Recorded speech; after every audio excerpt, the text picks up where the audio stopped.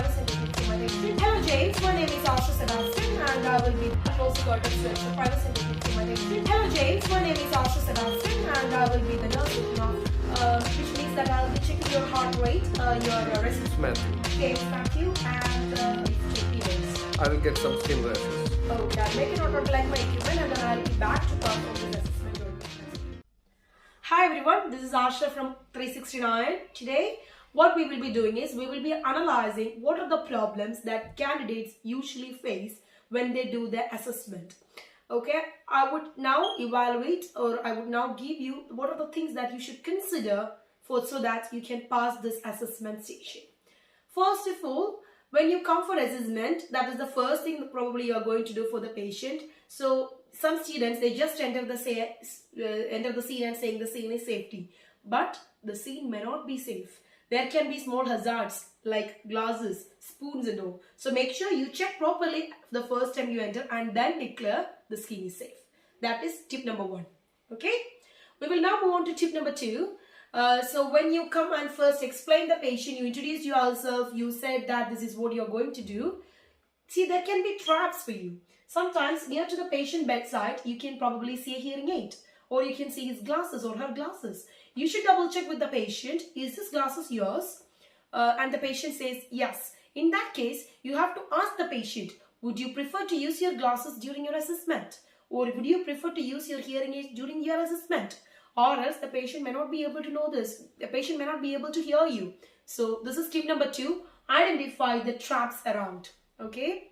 Moving on to tip number 3. That comes your communication with the patient. Sometimes the examiner may be standing there or maybe watching you. Some students, they look at the examiner and speak. This is not right. You need to establish the communication with the patient. Remember, in the assessment, it would be real patient. So I think it would be pretty much easier for you. So make sure that you maintain good eye contact and communication with your patient. Okay. Tip number 3, have a phone watch handy and make sure you should check your the patient's heart rate, respiration for 1 minute itself. You shouldn't say after 30 seconds, well, I have got 15, so I'll make it into 230. That is not right. You should check it exactly for 1 minute. If you have failed to do this, the examiner will identify this and you may fail the station.